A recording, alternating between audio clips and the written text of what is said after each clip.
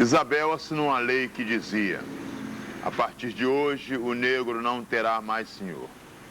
E veja o estado em que nos deixou, jogados no mundo como filhos adotivos deserdados, perseguido pela milícia. Os morros, o negro ocupou. Quilombos, favelas, mocambos, palafitas, alagados, fundou. Reforma agrária no papel ficou. De escravo, virou trabalhador, mão de obra barata.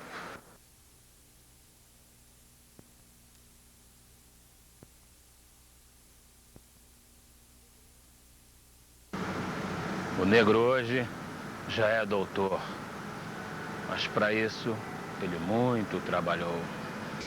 Da Penha, eu gostaria de saber se você sofreu alguma influência externa na área da arte ou se isso já é uma coisa intrínseca à sua vida.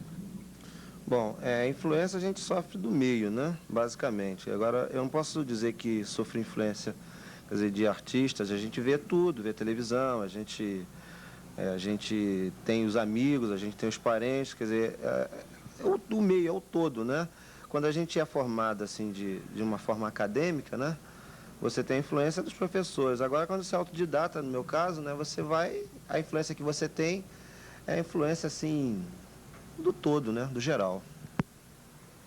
Agora, você, me parece que o seu tio, no início, teve uma grande participação na sua vida artística, né? Que ele era um profissional do cinema. Eu gostaria que você contasse essa experiência para a gente. Bom, esse caso aí é o caso do tio Ulisses, né? A influência dele é basicamente na possibilidade, quer dizer, ele criou a possibilidade de eu ter visto uma pessoa pintando, né? Quer dizer, é aquele negócio, não é o berço, é você ter a possibilidade de ver uma certa altura da tua vida, normalmente quando você é criança, né? Você é pequeno, você está com a anteninha ligada para tudo, né? E essa anteninha te faz perceber também o que é possível você fazer melhor do que os outros. E foi o caso, né? Eu via o tio Ulisses, né? Trabalhando lá, desenhando. Na época, quando ele começou em cinema, ele fazia esse trabalho de pintura e tal. E eu comecei a fazer uns rabiscos, eu tive até uns 6 ou 7 anos. E ele deu força, né? Dobrava a tinta, ele me dava e tal, comprava papel para mim. E depois eu fui comprando e fui fazendo e desenvolvi. E estou aí até hoje. Ele mesmo não deu prosseguimento a esse negócio, mas é a chama, né? Foi a oportunidade que eu tive de ver uma pessoa fazendo alguma coisa dentro desse tipo de arte.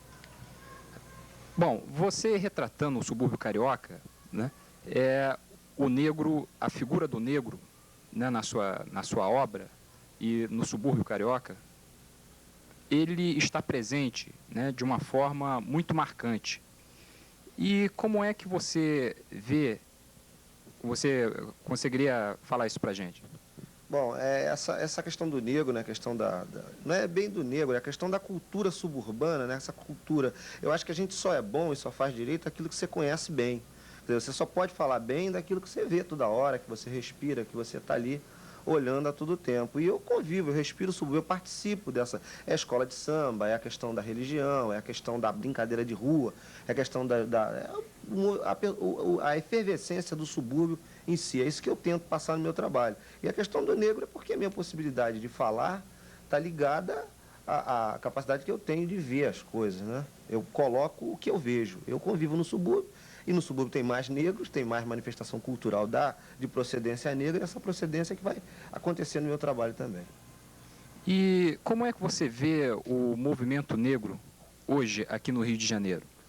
Bom, eu vejo o movimento negro hoje no Rio de Janeiro, assim, de uma forma que está me permitindo, quer dizer, a afirmação do negro como pessoa, quer dizer, o negro se sente feliz. Hoje você vê, mais do que no Rio de Janeiro, talvez, na Bahia, a gente vê o negro ter orgulho, né, de se dizer negro, quer dizer, o caractere negro, quer dizer, o tipo negro, ele está sendo evidenciado pelo próprio negro, ele não está sendo visto como uma coisa assim interessante vista pelo outro. O próprio negro está se achando interessante, quer dizer, o negro está tomando consciência de que ele é uma pessoa, é um ser importante, e ele está mostrando isso para todo mundo. Daí esse crescimento do movimento.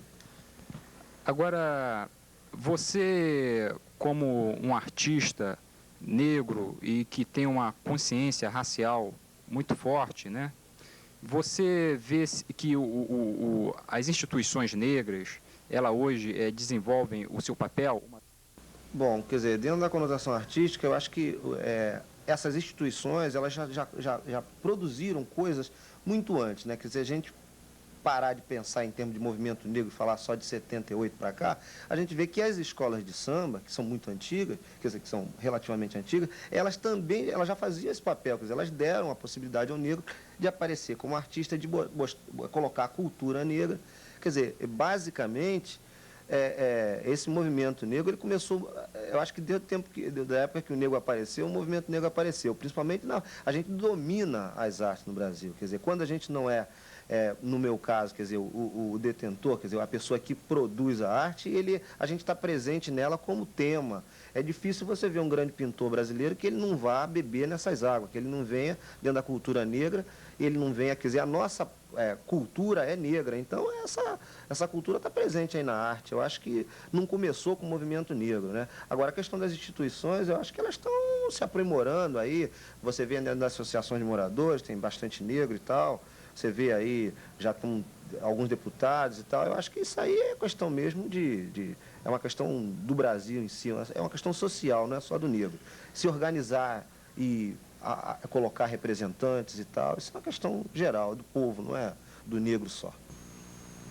Deputado José Miguel, como o senhor iniciou a sua vida pública?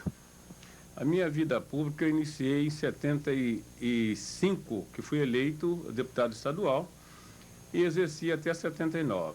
Depois fui reeleito em 82 e exerci o mandato até 87. E continuo aí na luta. Hoje estamos batalhando, continuo na batalha. Minha vida foi sempre difícil, né? Eu cheguei no Rio com 14 anos de idade, trabalhei em vários setores no Rio de Janeiro. Trabalhei como guarda florestal, fui jardineiro, fui cozinheiro em casa de família, cozinheiro no exército, fui lavador de prato, comecei a estudar com 27 anos de idade, já casado na 2ª série primária. A minha vida foi sempre uma vida de luta. Meus pais eram lavrador no estado de Minas Gerais, não é? E lá lutou até nos trazer para o Rio de Janeiro. De maneira que eu quero aqui também fazer uma chamada aos nossos irmãos que estão ao alcance de nossa voz, para dizer-lhes que nunca é tarde para iniciar. É sempre importante dar o primeiro passo para a vitória. Fale na participação do negro na política. A participação do negro na política é sempre importante porque é um dos caminhos para que nós possamos atingir a nossa meta. O negro não foi inserido no contexto social da nação. Por ele não ter sido inserido no contexto social, ele não está no poder de comando do país. Nós não temos os nossos representantes, por exemplo, os ministros de Estado, não temos os ministros da Guerra, os generais, brigadeiros, almirantes, e não temos também embaixadores por aí nas próprias, no setor administrativo do país, o negro não participa. Portanto, eu entendo que o poder político é o caminho para que o negro possa atingir a meta no Brasil. É um dos caminhos, não é?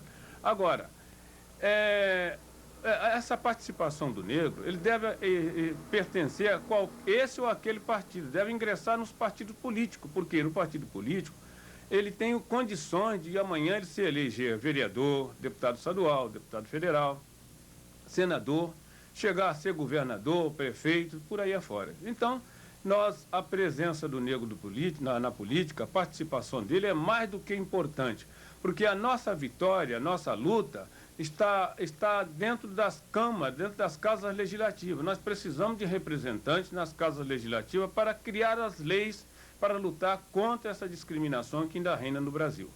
Eu entendo que o processo político é o que está aberto para que o negro possa, através desse processo político, ele participar de uma maneira toda especial. Como o senhor se sente não estando participando da Constituinte? Eu não me sinto tão bem, me sentiria muito melhor se eu lá pudesse apresentar minhas ideias, porque nós tínhamos um plano, não é?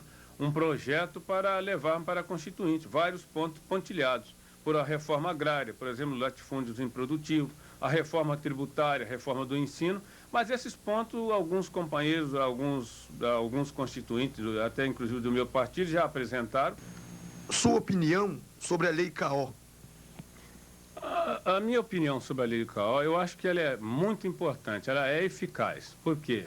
Até então, o racismo é considerado contravenção. E a Lei CAO, a prática do racismo e a discriminação é crime inafiançável. Marcas de açoite na mente ficou. Estamos aqui com membros da família Cruz e Souza. Erci Cruz de Souza, esposa de Silvio Cruz e Souza. Dina Tereza Cruz e Souza, bisneta de João Cruz e Souza. Emilene Cruz e Souza, tataraneta de João da Cruz e Souza. Leilton Luiz Cruz e Souza, tataraneto de João de Cruz Souza. Hoje a família Cruz de Souza está constituída por quantas pessoas? São 28 netos e 14 bisnetos. E a família Cruz de Souza hoje tem recebido algum apoio institucional de alguma entidade, do governo, de pessoas? Olha, por enquanto não recebemos nada, né? De governo nenhum, nem assim. Tem simplesmente uma pensão de Florianópolis, né? Uma pequena pensão, que o Wellington, que é um estudiorador sobre Cruz e Souza, que está lutando para ver se consegue uma pensão melhor, mais digna, para o sustento da família. Estamos passando bem por grandes provas. Mas eu creio que daqui para frente alguma coisa boa vai acontecer dessas festividades, dessa abolição que o meu bisavô participou tanto, lutou tanto, que vai haver coisas muito maravilhosas para os descendentes poder contar maravilhas sobre a vida de Cruz de Souza. Dona Dina, a senhora poderia falar um pouco sobre a vida de Cruz de Souza? Foi um grande homem, lutador, né?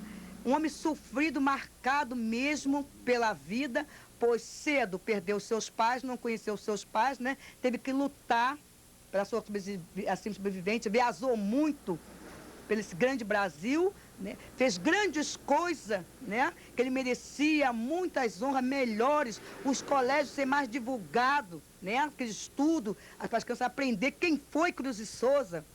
E eu aguardo nisso também.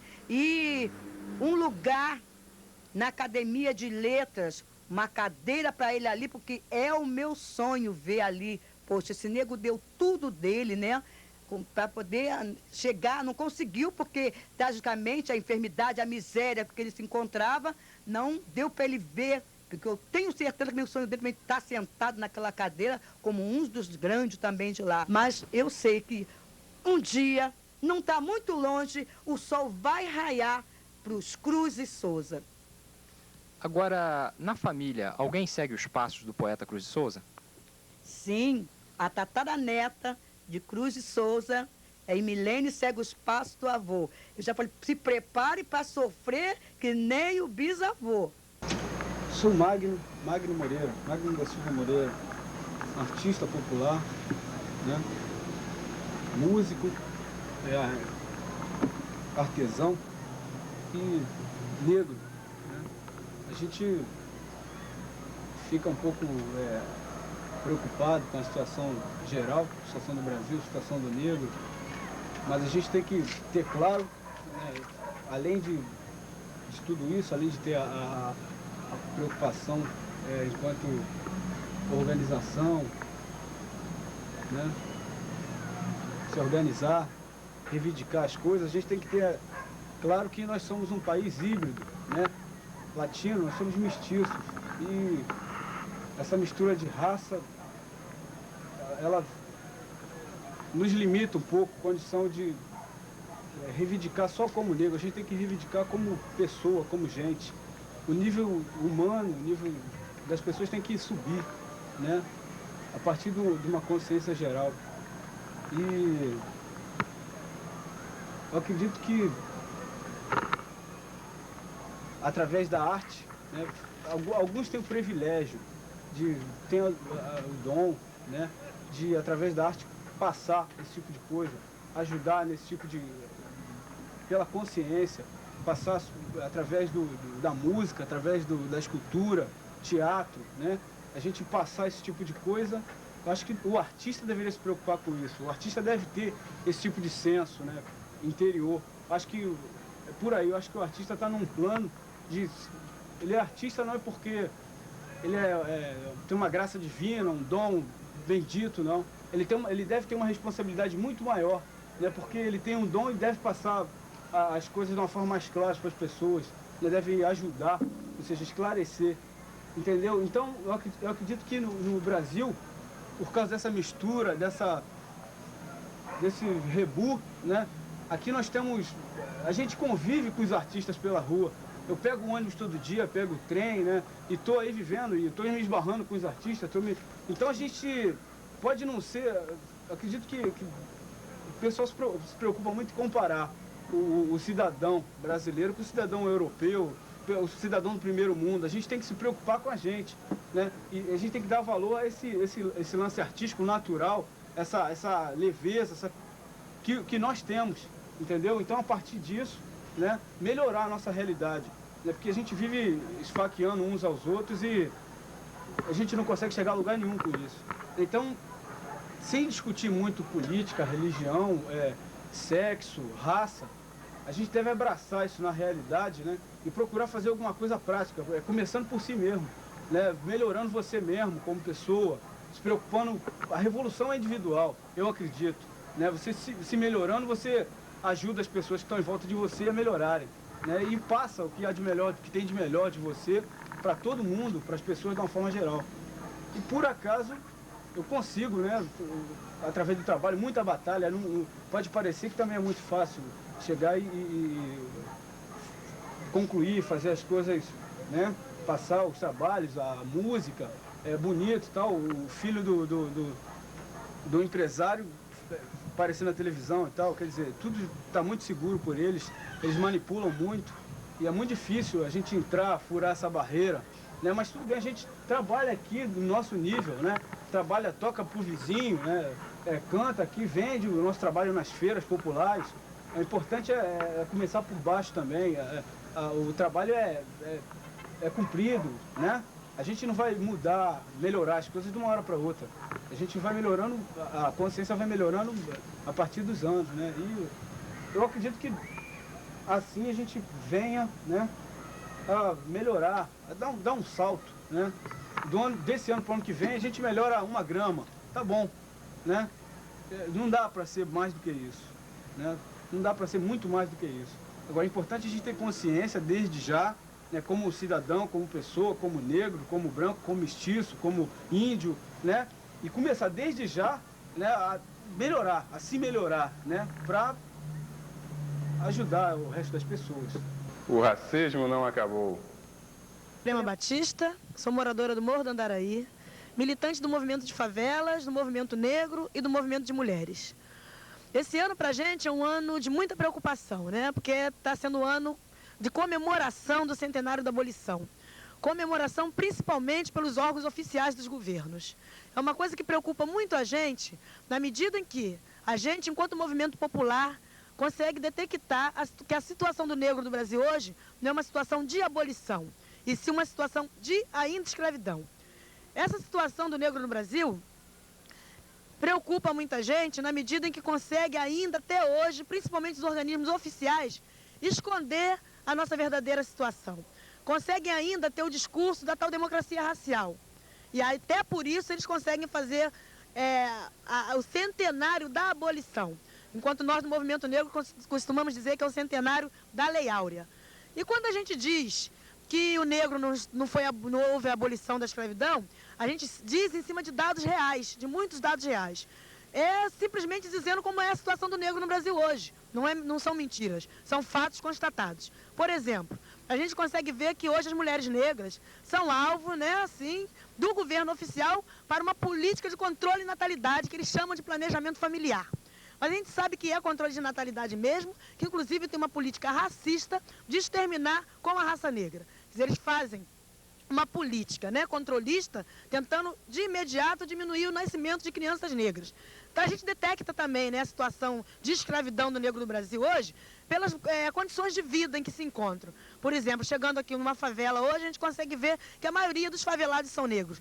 São os negros, a maioria, né, que foi realmente prejudicado por essas últimas enchentes no Rio de Janeiro.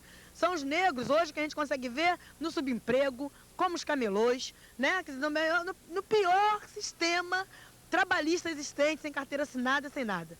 Conseguimos ver também que são hoje ainda as mulheres negras, né, as ex-mucamas, são hoje as empregadas domésticas que vivem, inclusive, se for comparar essa situação de espaço, bem pior do que a tal chamada escravidão. Até porque aquela escravidão era evidente, se sabia, de hoje é camuflada. A gente consegue ver, por exemplo, que a mulher negra vive hoje, né, nos quartos das madames com, quer dizer, um pequeno quarto de empregada onde fica lá o pano de chão, o aspirador de pó, né? Quer dizer, tudo que não presta dorme lá junto com a empregada. É uma situação de nenhuma dignidade, uma situação, pra gente, que a gente detecta realmente uma situação de semi-escravidão. E hoje, né, a gente fica cada vez mais entendendo que é um momento de lutar, né, de lutar por melhores condições de vida, né, e para isso a gente tem um referencial que não é o 13 de maio. A gente tem o nosso referencial de luta, é o 20 de novembro, sim, que é a morte de Zumbi dos Palmares, que foi o nosso grande líder, quem aqui na América Latina, o maior líder que a gente pode chamar da América Latina, talvez do mundo, que fez, sim, junto com todos os quilombolas, o melhor movimento já existente aqui. Um movimento onde negros, brancos e índios tinham reais condições de vida, onde tudo era dividido, uma sociedade realmente igualitária. E é para isso que a gente reivindica hoje que o nosso dia, que a nossa data seja o 20 de novembro, e não o 13 de maio, que para nós não passou de uma grande farsa realmente do poder. Estamos aqui com dois integrantes do Grupo Vissungo, Espírito Santo e Samuca. Espírito Santo, o que é o Vissungo? O Vissungo é um grupo que se dedica ao resgate da cultura afro-brasileira, principalmente da música, há mais ou menos 13 anos já. Mas a gente já tem essa proposta há muitos anos, né? Que a gente acha que a música do negro do Brasil, ela precisa sair do escaninho que ela foi colocada de que é uma música simplesmente folclórica, né? Então a gente está, após essa pesquisa toda que a gente realizou com instrumentos e com a música dita folclórica, né, a gente está procurando fazer com que ela seja vista agora como uma música contemporânea, né, uma música de pessoas desenvolvidas do século XX. Samuca, como se dá a escolha ou a pesquisa de um novo instrumento no grupo? Bem, é um trabalho até interessante, né? A pergunta vem até de bom tamanho. A gente há uma certa dificuldade, né, aqui no Brasil, né, falta de dados, vamos dizer assim, né, técnicos para você construir um instrumento, né, afro-brasileiro ou africano. Porque haja vista a falta de historiografia sobre isso. Mas o pouco que essa dificuldade, né, para nós não foi tão grande assim, porque a gente realmente se dedicou, resgatamos assim, com informações de companheiros, de amigos, pessoas que têm informações sobre isso, e fomos pesquisando. Quer dizer, o quiçange, por exemplo, esse instrumento aqui, a gente descobriu que ele foi popularíssimo até o final do século passado, né? Instrumento vindo da África, né? Vindo até de avião, né, de repente. E nós conseguimos resgatar esse instrumento. Se você notar bem, em algumas gravuras aí de Rugendas, Debré, aparece o quiçange tão popular quanto o berimbau. Tá certo. Hoje o Vissungo conta com quantos integrantes? Nós estamos hoje com 5 integrantes. Além de eu e Samuca, temos o José Maria Flores, que é baterista, o Antônio Naval, que toca violão e guitarra, e o nosso amigo Lula, que faz contrabaixo com a gente. E ao longo desses 13 anos, né, de existência do Vissungo, acredito que o grupo tenha encontrado inúmeras dificuldades. Qual seria a maior dificuldade que o grupo enfrentou ou tem enfrentado até agora? Como o Antônio estava falando, né, a gente está passando por uma outra esfera, né? Ou seja, não é bem passando por outra esfera. A gente está tentando entrar de igual para igual na competição, né? Os caras não veem também como... as pessoas veem também como um grupo primitivo, colocar no escaninho, como o Antônio falou, e que ainda se toca de tanga, não é bem isso, né? Está entrando no ritmo, né, de competição mesmo. A dificuldade, esse negócio de dificuldade, no Brasil acho que são várias, né? No nosso caso, de músico, né, é exatamente aquilo. As pessoas achavam de nos procurar, né, dado pela nossa originalidade e tal.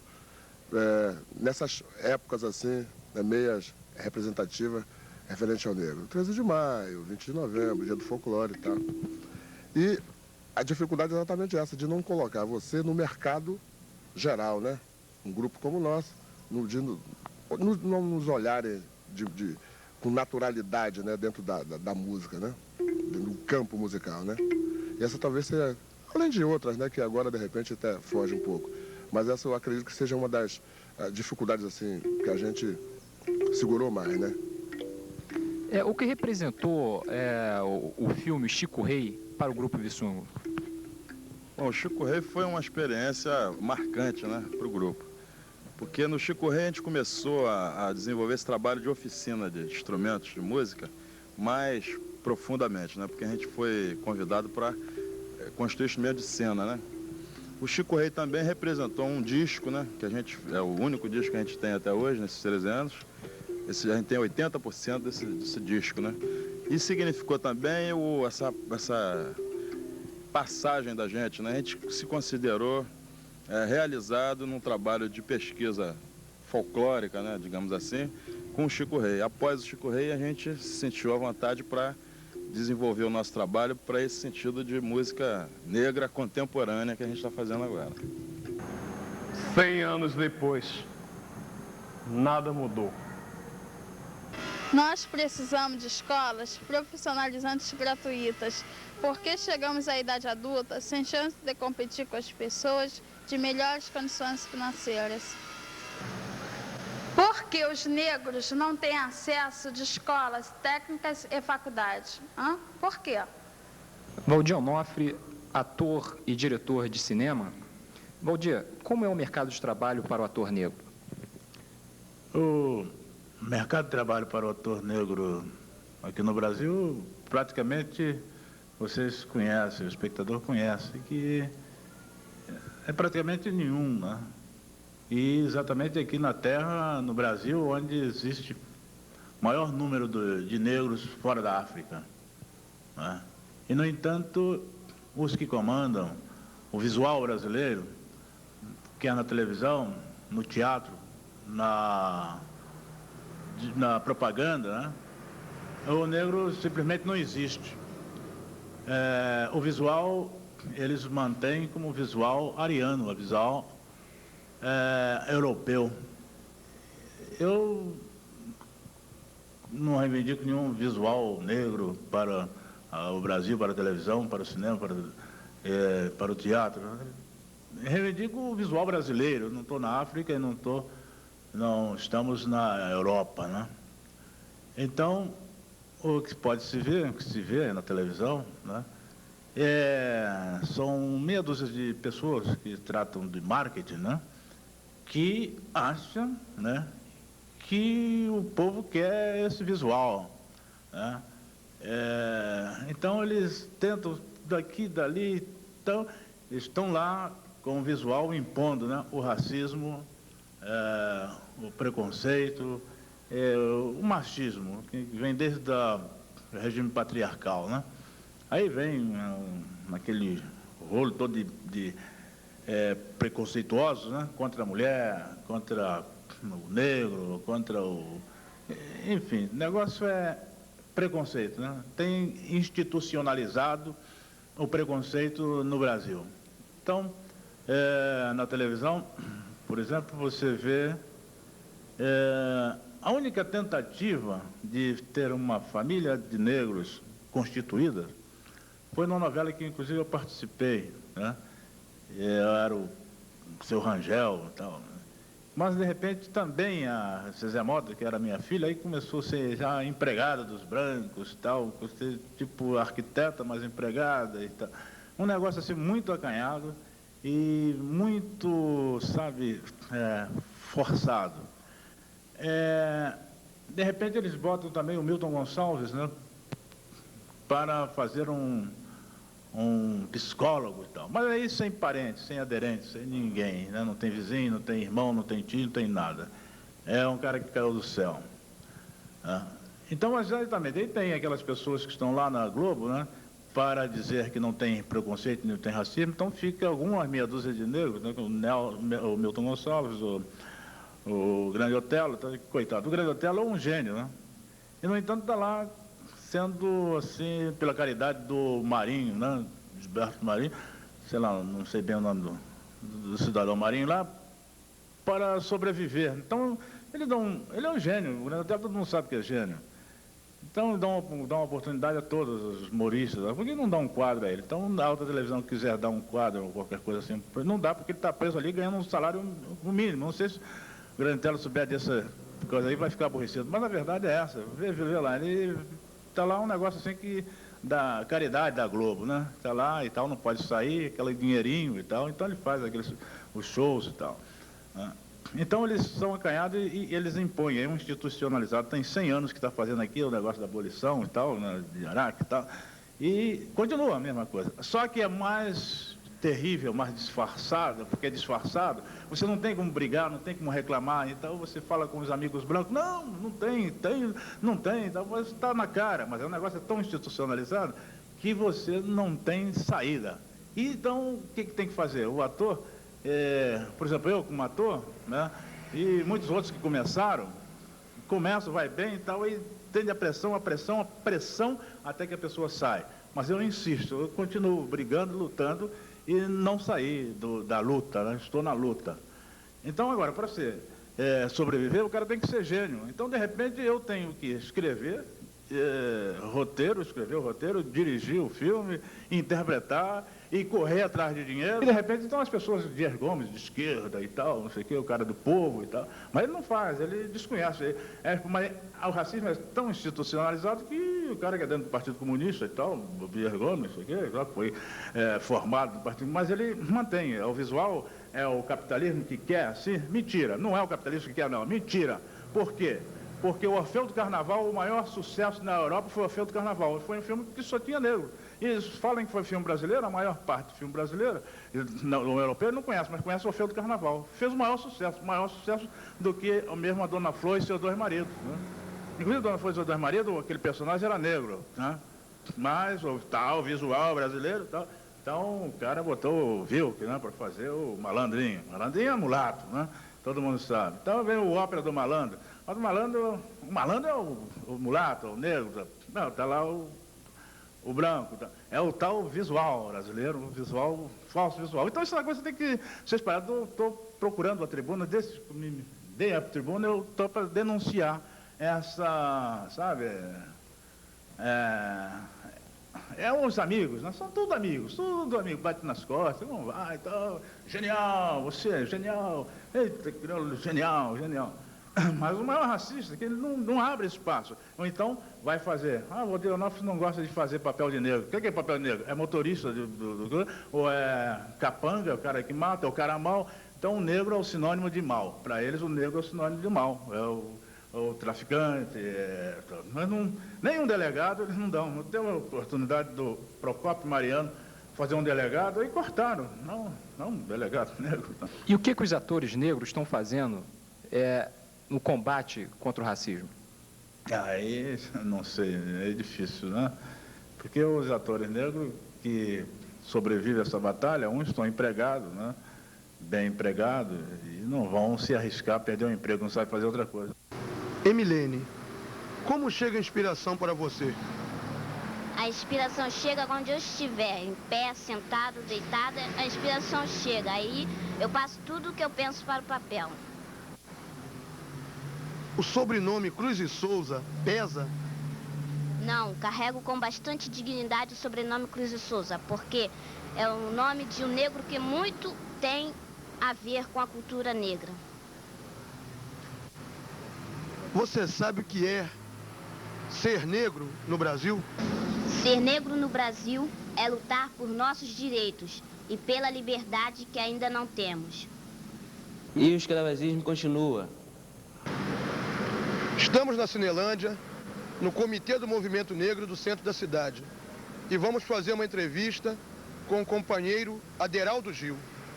Ô Gil, como você vê hoje o processo de luta do negro na sociedade brasileira?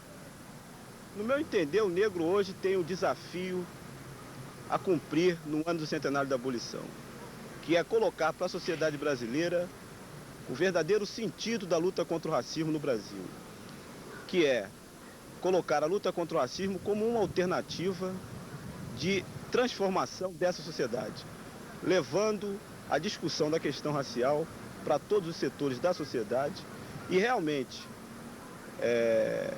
buscando a transformação da estrutura de uma sociedade que discrimina o negro e seus descendentes e que uma classe dominante coloca o racismo como uma ideologia de dominação. O paternalismo é perigoso em todos os sentidos, deve ser combatido aonde ele ocorrer. Não podemos admitir a ideia de que uma outra pessoa vai resolver problemas que dependem das pessoas atingidas. E para o negro no Brasil, essa é uma questão central. Porque no ano do centenário da abolição, tentam passar a ideia de que houve uma abolição, quando a gente sabe que não houve. A verdadeira abolição será conquistada na luta do negro. Porque liberdade não se doa, liberdade se conquista. E isso aí é uma coisa que a gente tem que levar para toda a população do Brasil.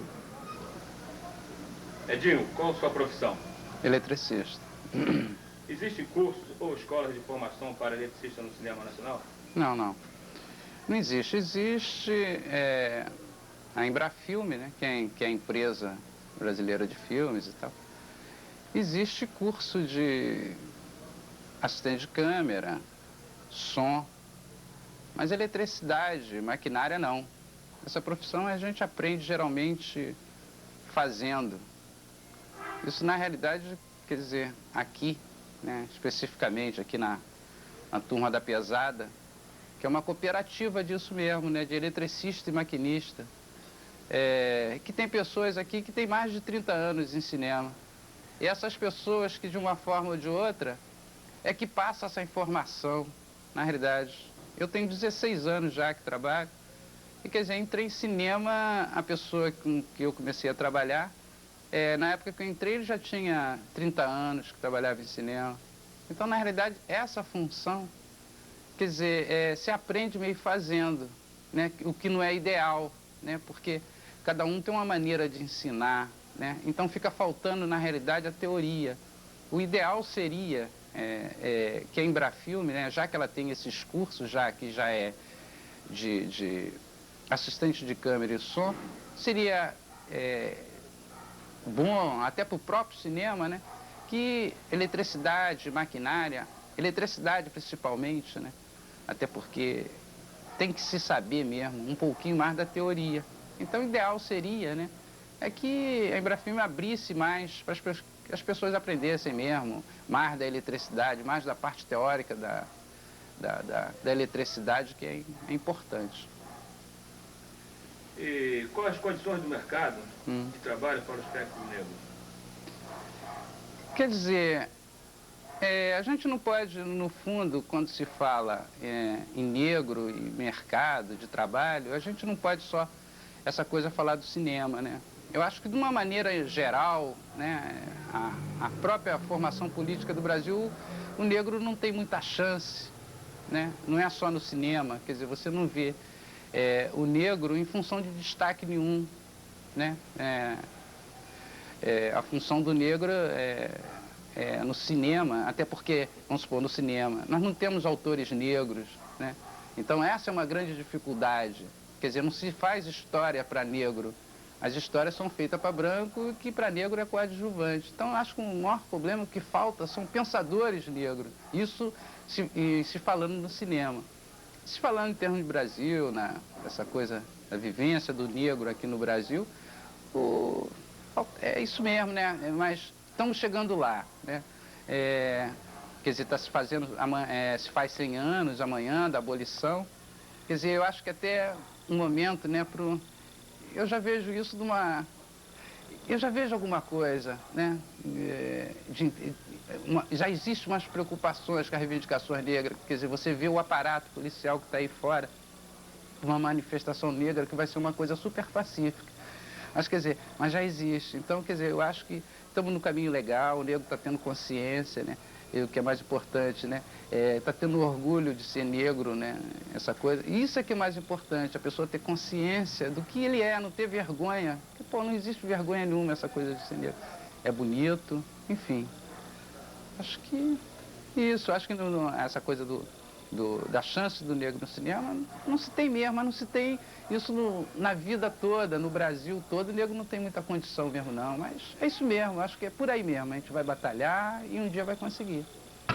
Se faça presente da forma mais correta, porque para nós, caminhar da Candelária para a Central do Brasil é caminhar em direção à maioria da população, é caminhar em direção à maioria dos negros desse país, e é caminhar em direção à maioria dos trabalhadores. E mais uma vez, nós estamos vendo que esses setores, essa elite dominante, e esses da classe dominante, não tem limites, não tem limite na sua repressão. Quem passou pela Central do Brasil viu um monte de soldados do exército lá. E Duque de Caxias, que eu acho que é bom ficar bem distante.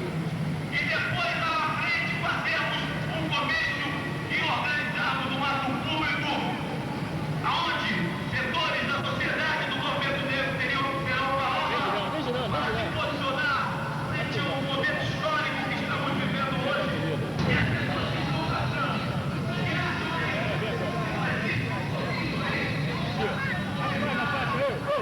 Abre a faixa aí.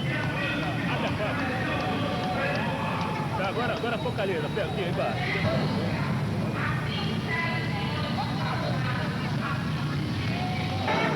A senhora dá para dizer pra gente como a senhora vê esse momento do negro?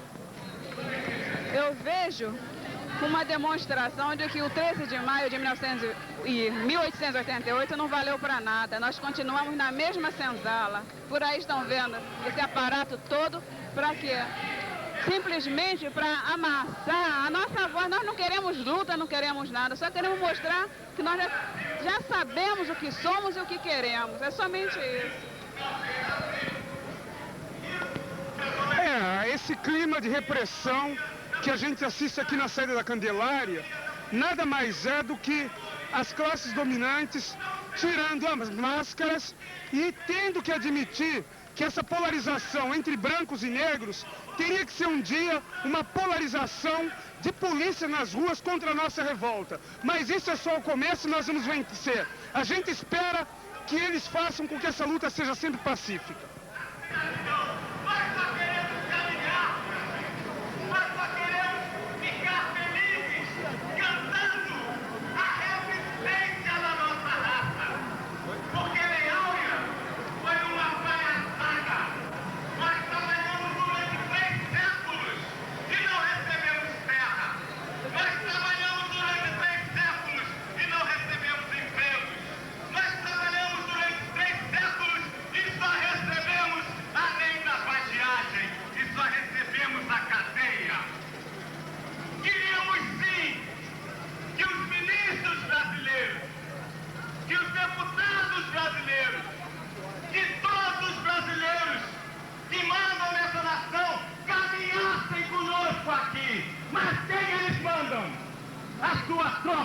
Mas nós não somos contra a sua tropa, porque essa tropa somos nós. Nós fizemos esse país.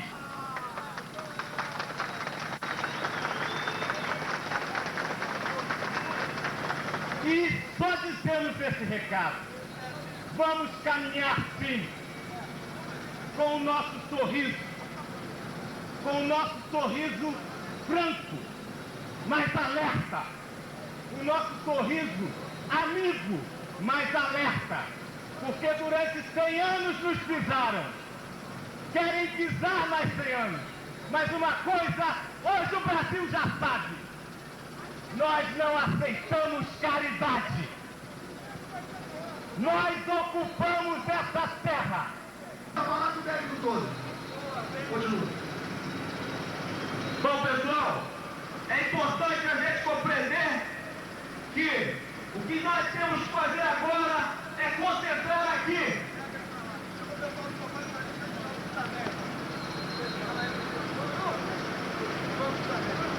É o pessoal do comando, vamos lá. Queria informação aqui, pessoal da executiva da marcha para frente ali do Banco Sul da América. Pessoal da executiva da marcha. Dá um passeio. E é isso aí, minha gente. Ninguém nunca viu uma situação dessa sendo formada em função da organização de uma manifestação de um movimento que luta contra o racismo nesse país. Nós precisamos de escola. Por que não 13 de maio e por que 20 de novembro? Porque o 13 de maio está muito mais marcado para a nossa falsa liberdade do que o 20 de novembro com a morte de Zumbi. Zumbi foi o nosso líder, é o nosso líder, mas nós temos que lutar por uma causa real. Queremos espaço, queremos defender realmente essa liberdade que tem que haver, não a falsidade da liberdade. Por que que existe tantos policiais do Exército lá na Central do Brasil? Porque essa fileira aqui indiana de policiais da PM, da tropa de choque, nós vamos ter alguma guerra? É alguma guerra que nós estamos movimentando? Não, nós estamos querendo a nossa liberdade, defender uma liberdade que não houve, um espaço para a gente. Semog, como vamos conseguir mudar? Olha, eu acho que só com atitudes efetivas, que passa por uma revisão total da inteligência brasileira, né? Um reposicionamento da inteligência brasileira, passa por atitudes do negro nesse processo de transformação. Essa situação de coação é impossível se viver com ela, porque nós vamos fazer uma passeata e você vê a polícia inteira aqui, né? Parece que a gente está à beira da abolição. A mentalidade abolicionista que está presente nesse processo dos 100 anos é uma coisa fantástica. Mudar é necessariamente tomar atitude e assumir a identidade de negro que esse país tem. Olha aí, companheiro. Mais uma vez marcamos o tempo. Na frente, numa questão de insegurança.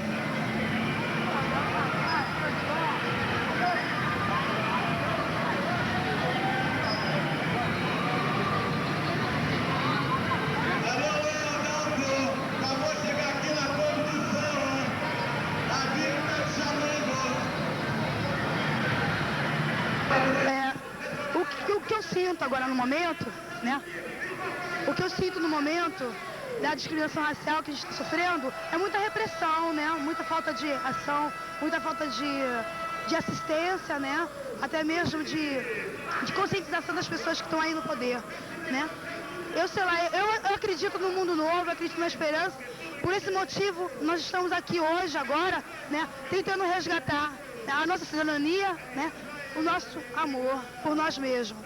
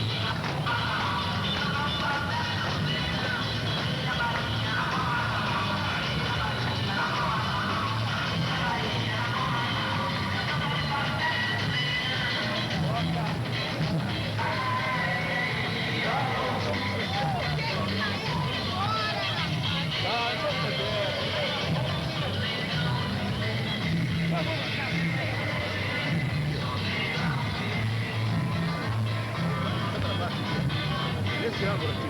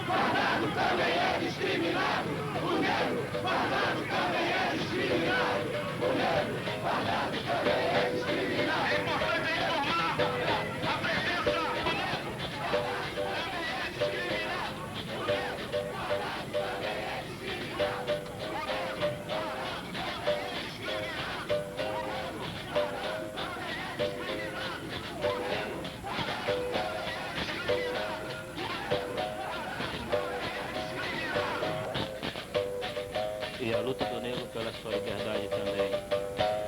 E a luta do negro pela sua liberdade também. E a luta do negro pela sua liberdade também. E a luta do negro